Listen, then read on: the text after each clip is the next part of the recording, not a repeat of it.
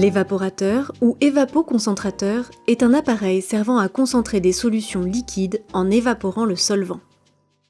Ici, un mélange d'eau, de sucre et d'extrait d'hibiscus entre dans l'évaporateur. Et nous obtenons en sortie un sirop d'hibiscus, autrement dit une solution concentrée. L'évaporateur présenté ici fonctionne en régime continu, c'est-à-dire que le produit liquide est alimenté et traité sans interruption à l'aide d'une pompe. De la vapeur produite par une chaudière alimente également l'évaporateur et ressort sous forme condensée après transfert de chaleur au produit, puis sous forme de condensat de la vapeur issue du produit intermédiaire, puis du produit concentré final. Une pompe à vide permet d'abaisser la pression à l'intérieur des canalisations lors du démarrage et ensuite d'évacuer les gaz incondensables.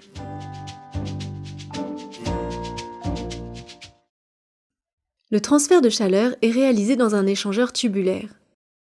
Le produit circule dans une canalisation centrale, de bas en haut, on parle dans ce cas d'évaporateur à flot grimpant, et la vapeur circule à contre-courant, donc de haut en bas, dans une enveloppe entourant le tube central.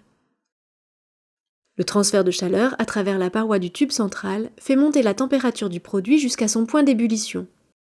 On obtient donc, en sortie du tube, un mélange de produit liquide et de vapeur. Grâce au condenseur, le circuit du produit est à une pression inférieure à la pression atmosphérique, ce qui permet d'abaisser le point d'ébullition de l'eau et de limiter la montée en température du produit. La vapeur est ensuite séparée du liquide dans un séparateur cyclone. Pour réaliser des économies d'énergie, la vapeur issue du produit est utilisée pour transférer de la chaleur afin d'évaporer le produit dans un second échangeur. L'équipement dispose donc d'une surface d'échange plus grande. La vapeur issue du produit, aussi appelée vapeur secondaire, ressort alors sous forme de condensat après échange de chaleur latente dans le deuxième échangeur.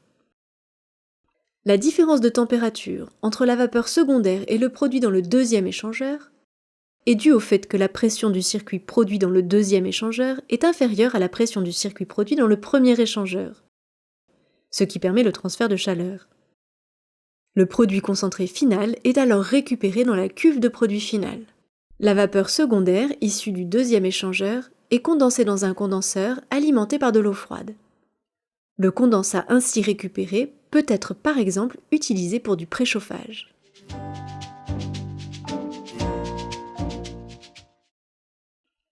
Les principaux paramètres de pilotage de l'évaporateur sont la température et la pression de la vapeur de chauffe, le débit d'alimentation du produit, le débit d'eau froide qui alimente le condenseur et la pression du circuit produit dans chacun des deux échangeurs.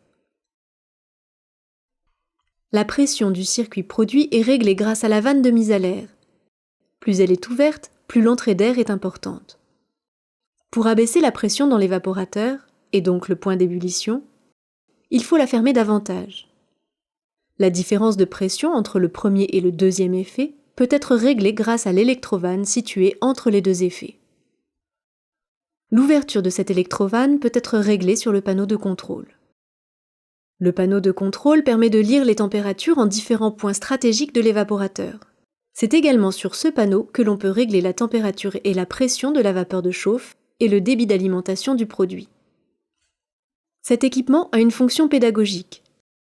Dans l'industrie, les évaporateurs comportent plusieurs centaines de tubes et peuvent compter plus de 6 ensembles échangeurs séparateurs dans un même évaporateur.